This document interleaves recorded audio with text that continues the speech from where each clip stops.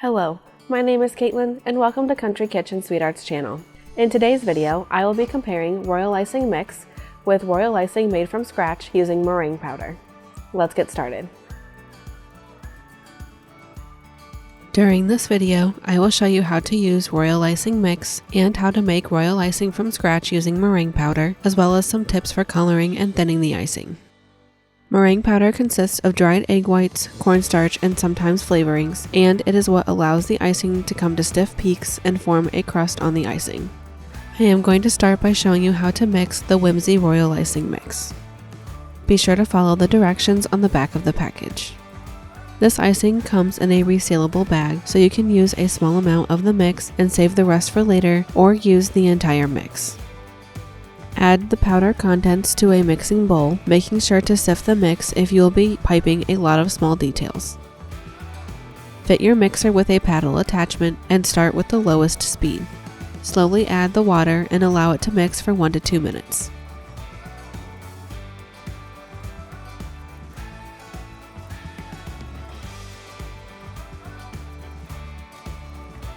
Once the ingredients have come together, scrape down the sides of the bowl, then mix again on medium speed.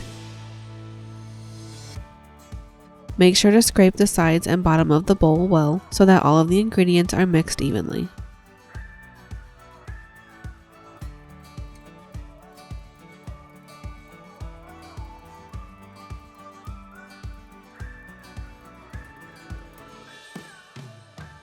The icing will become light and fluffy, and the color will become a bright white. Check the consistency by putting your spatula straight down in the icing and pull up to create a peak. As you can see here, the icing peak easily falls over on itself. This consistency is known as soft peaks, and the icing needs to be whipped to stiff peaks. Scrape the sides of the bowl and continue mixing on high speed for another 1 to 3 minutes. The icing is ready when the peak can stand up on its own and does not deflate easily.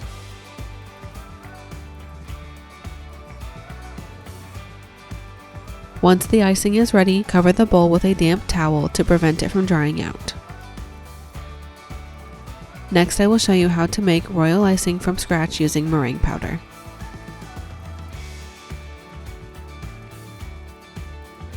Start by measuring 2 pounds of powdered sugar into a bowl of a mixer. There are a variety of meringue powders available. Try out different options to see which one works best for you. Next, sift the meringue powder over the powdered sugar, making sure you do not push any of the larger pieces through, as these will clog your piping bags later on. I added 3 tablespoons of meringue powder, as this amount works best for my environment. You can add as little as 2 tablespoons and as many as 8 tablespoons of meringue powder, depending on the humidity of your area. Attach the bowl to the mixer with the paddle attachment and mix the powdered sugar and meringue powder. Next, I will be adding corn syrup to provide a softer bite to the icing once it is dry, and it will also give it a shinier finish. When I add corn syrup to my icing, I like to use a measuring cup and press it into the powdered mixture, then fill that indent with the corn syrup. This allows for easier cleanup and will ensure all of the corn syrup ends up in the mixer and not in the measuring cup. Add the water and mix these ingredients together on low speed.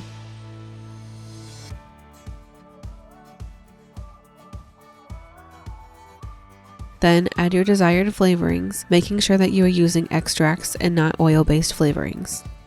Many decorators will use vanilla and lemon flavorings, as the lemon helps cut the sweetness of the icing. Mix the icing on low to medium speed, scraping down the sides of the bowl as needed. Keep a close eye on this mixture, as it will come together quickly, and if you overmix, it will become dry and crumbly, which will be unusable.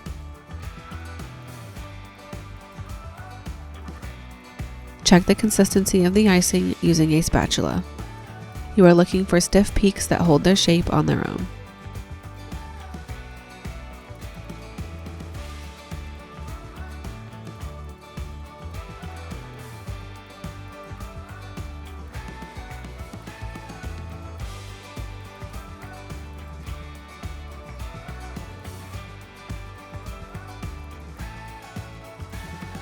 Cover the bowl with a damp towel to prevent the icing from drying out. Next, I will show you how to color and thin the royal icing. The following techniques apply to royal icing made from a mix and from scratch. When coloring royal icing, it is best to use gel or concentrated powdered food color, such as Master Elite Color. You do not want to use oil-based colors such as Color Mill, as they do not mix well with royal icing. When using gel or powdered color, you will only need a small amount of color unless you are wanting a dark shade. I recommend coloring your icing before adding water, as it may affect the consistency. Bag your icing using tipless bags and seal the end with a tape sealer, twist tie, or bag clip to prevent the icing from spilling out of the top of the bag. This icing is stiff and can be put in a tipless bag as is without any water added. This is how the icing looks when piped, and you can see that it holds its shape. When piped, it will flow evenly but at a slower rate because it is so thick.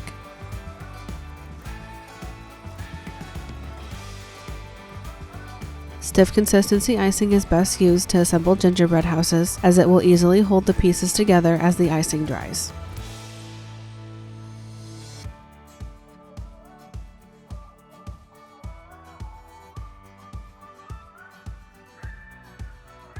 It is also good for piping flowers, as it will hold its shape during the piping and drying process.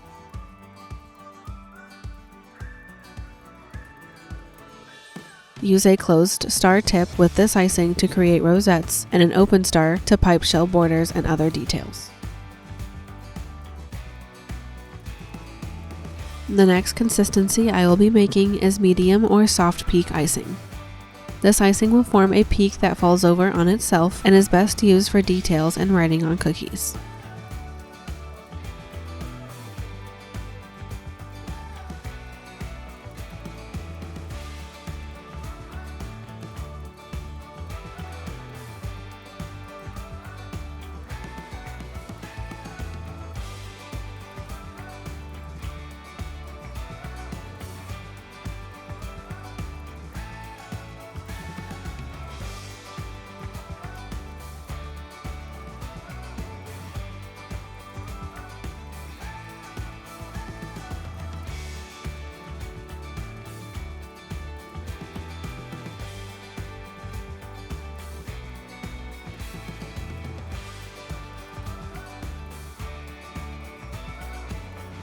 When bagging this icing, you can use a tipless bag with or without a piping tip.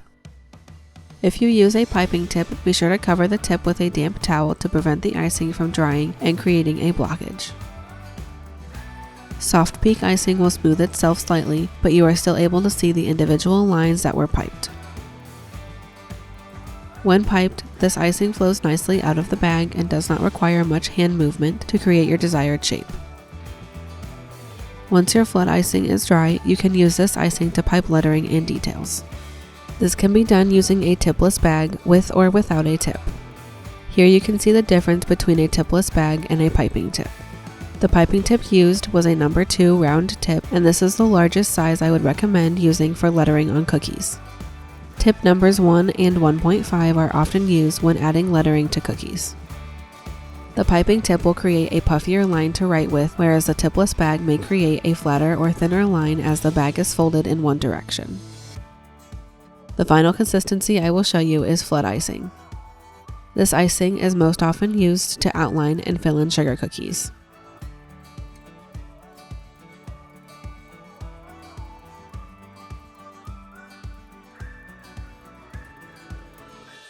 This icing is ready when it flows back into itself, creating a smooth surface after 10 to 20 seconds.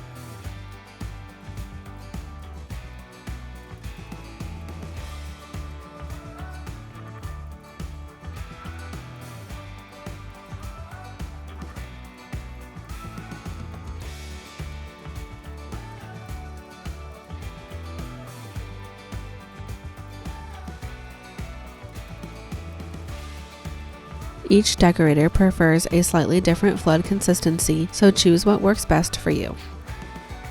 The thinner the icing, the more it spreads, which may result in the icing spilling over the edge of the cookie. If the flood icing is too thick, it will not spread evenly or create a smooth surface. Be sure to take your time when making your flood icing. When decorating cookies, you can use flood or soft peak icing to create the outline. I recommend using flood consistency to outline your cookies, as this reduces the amount of piping bags needed to decorate your cookies. Cut a very small hole in your flood icing bag for the outline.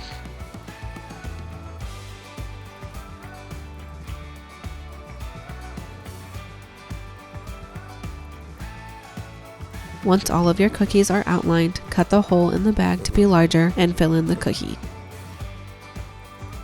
Be sure to use a scribe tool to smooth this icing on the cookie and move it into place.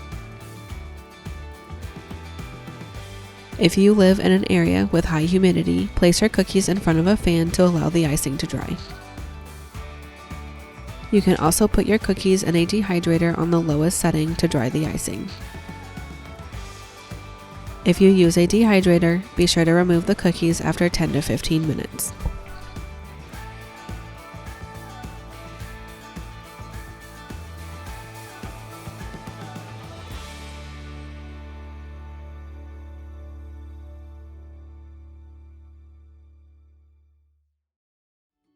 Thank you for watching until the end of our video, and be sure to stick around so you can learn where to find all the products used in this video and how to stay connected with us.